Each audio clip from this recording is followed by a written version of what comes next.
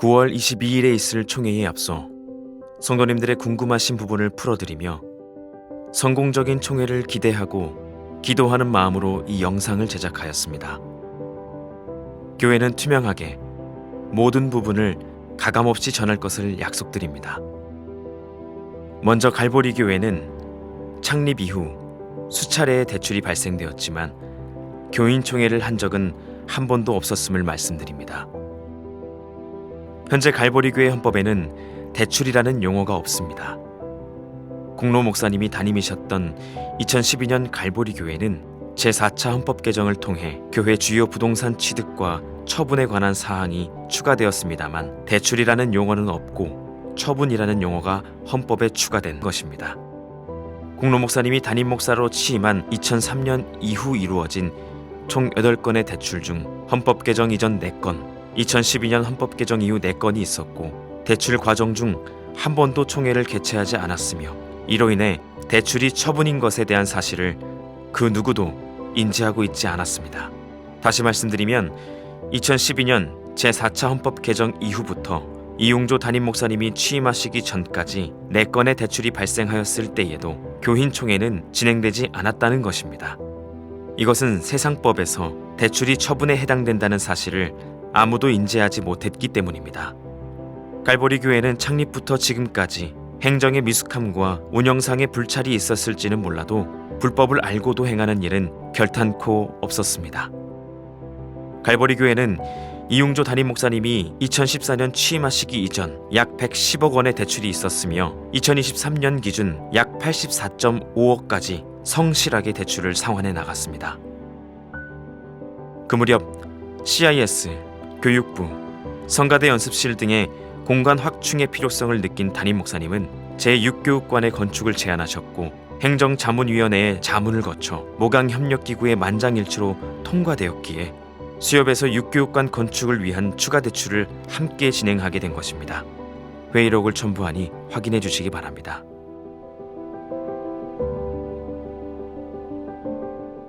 수협 측에서 기존 대출보다 낮은 이자율 5.2%를 제시, 약 연 7천만 원의 이자를 절감할 수 있었기에 기존 대출을 대환하기로 하였고 추가 및 대환 대출의 과정 중 절차상 필요한 서류인 주보와 교인 총회록을 요청해 왔습니다. 그동안 교회는 공로 목사님 재임 시절의 대출건에 대해서도 동일하게 은행에서 요구한 서류들을 관행적으로 작성하여 제출하였습니다. 그래서 수협 대출도 기존에 해오던 대로 은행 측과 법무사의 가이드에 따라 주보를 만들어주고 법무사가 직접 작성한 교인총회 의사록에 도장을 찍어 제출하게 된 것입니다. 갈사모 측이 계속해서 범법 행위라고 주장하는 부분이 바로 이 부분입니다. 관행대로 일을 처리했지만 좀 더 세밀하게 진행 절차를 확인하지 못한 교회의 불찰을 인정합니다. 이 부분으로 성도님들께 실망을 드리고 심려를 끼쳐드린 점 매우 죄송하게 생각합니다. 그러나 대출 실행 시에 교인총회를 하는 것이 당연한 것이었다면 교회가 교인총회를 몰래 숨기고 서류를 조작했을까요? 또 이자를 줄이는 더 좋은 조건으로 대출을 옮기는 상황에서 교인총회를 했다면 과연 반대할 교인이 있었을까요? 아마 아무도 반대하지 않았을 것입니다. 이 모든 과정들은 행정의 미숙함으로 인한 불찰이지 고의로 불법을 자행한 것은 아닙니다. 갈사모는 대출 과정에서 교인총회를 하지 않았다는 이유만으로 금감원에 민원을 제기하였습니다. 그러나 금감원에서는 적법한 절차로 대출이 진행되었으며 그 근거로 교회 주보와 교인총회가 진행되었다고 답변하였습니다. 갈사모는 금감원과의 이 통화 내역을 녹취하여 마치 교회가 성도들을 속일 목적으로 회의록과 주보를 허위 작성하고 불법 대출을 받은 것처럼 성도들에게 유포하였습니다. 갈사모가 금감원의 민원을 접수한 후에도 교회는 이 사실에 대해 인지하지 못했는데 유포된 녹취록을 듣고 나서 당시 서류에 문제가 있었다는 것을 파악하였고 법무사가 작성해준 서류에 도장을 찍어준 실수를 인정하고 30억에 대한 추가 대출을 철회하였습니다. 이후 투명한 재정 운영을 위해 목회와 재정을 분리하는 절차를 시작하였습니다. 이러한 일련의 시행착오를 바탕으로 교회는 법무법인의 자문을 받아 교회의 뜻과 다르게 해석될 수 있는 대출 문제에 관한 행정규칙을 보완하였으며 이에 관련된 세부 사항을 추가하였습니다.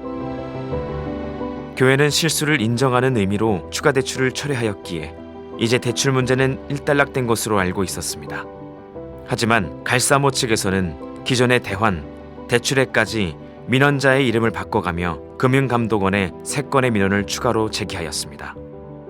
이후 금감원에서는 지속적인 민원으로 수협의 사고 처리 대출로 처리할 것을 요구하였습니다.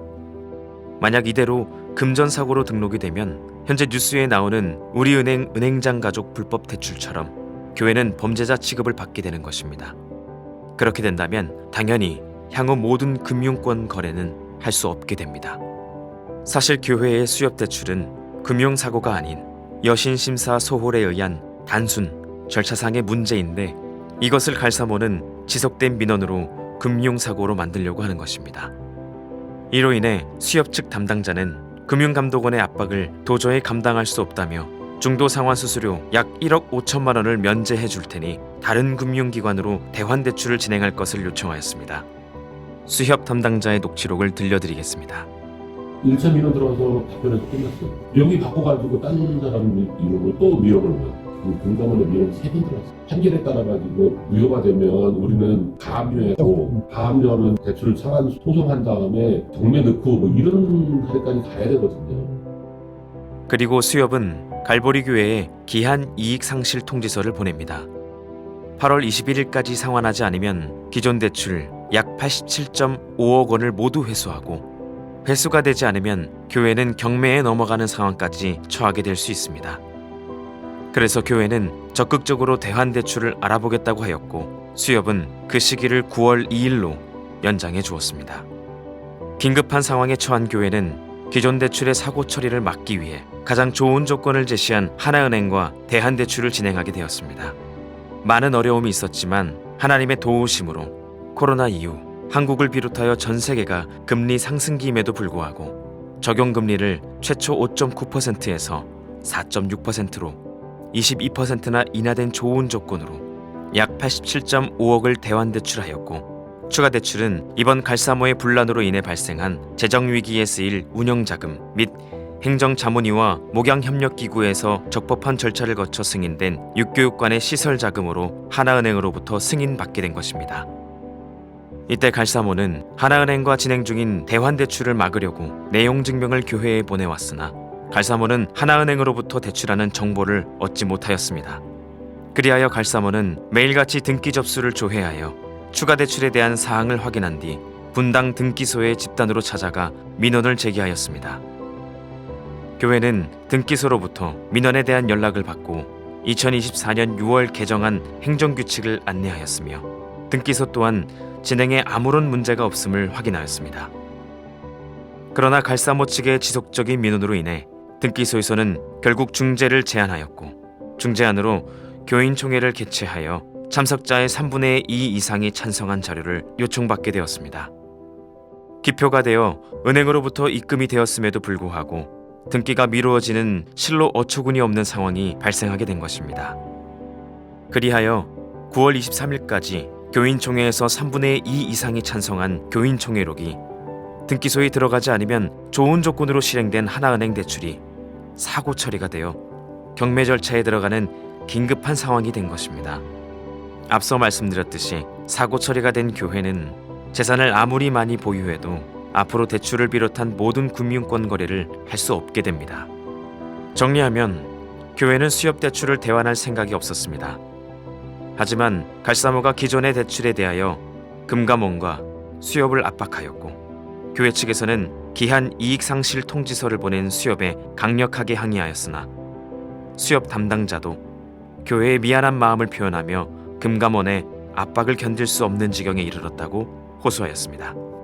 갈사모는 자신들이 제안한 담임 목사의 사과와 더불어 목회와 행정이 분리만 되면 본인들은 해체한다는 약속을 했음에도 불구하고 협의체를 통한 합의를 파행하고 협의체에서 얻은 정보를 이용하여 담임 목사님을 형사고소하였고 각종 시위와 현수막게시, 불법 전단 유포, 시설물 신고 등으로 교회 공동체의 불안과 불편을 조장하였습니다. 담임 목사님의 새벽 예배 설교 금지 종용 및 가족을 협박하였으며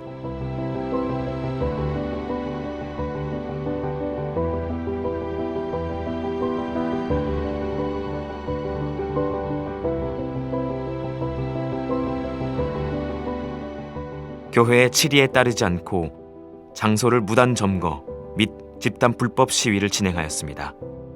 또한 매 주일 현수막 게시 및 불법 전단을 무단 배포하였으며 교회 시설에 대한 구청 및 식약청 민원으로 교회 일부 시설이 폐쇄되는 일까지 있게 되었습니다.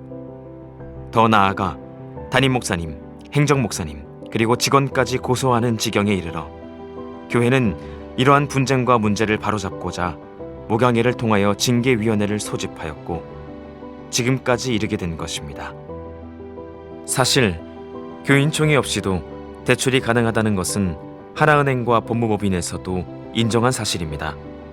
그럼에도 불구하고 교회는 적극적으로 이 문제를 해결하기 위해 교인총회를 준비하고 있는데 총회를 앞둔 이 시점에서도 갈사모는 하나은행을 금감원에 추가로 고발하고 하나은행 본점에 또다시 민원을 넣으며 끊임없이 분쟁을 조장하고 있습니다. 지금도 갈사모는 거짓과 선동을 일삼고 확인되지도 않은 이야기를 사실처럼 유포하고 있습니다. 이런 행위는 심각한 범죄입니다. SNS와 문자를 통해 유포되는 내용들은 사법기관에 의뢰할 예정이니 각별히 주의해 주시길 부탁드립니다. 갈보리 교회는 39년간 하나님께서 돌보시고 세우신 몸된 교회입니다. 분쟁을 조장하고 교회의 올바른 회복을 방해하는 일은 어떤 이유로도 정당화될 수 없습니다. 이번 갈보리교회 교인총회는 교회를 바로 세우는 가장 중요한 과정입니다. 모든 성도님들께서 우리 교회를 지키고 바로 세우는 일에 함께해 주시길 간곡히 부탁드립니다. 갈사모 회원 중에도 많은 분들이 이 진실을 모르실 수 있다고 생각합니다.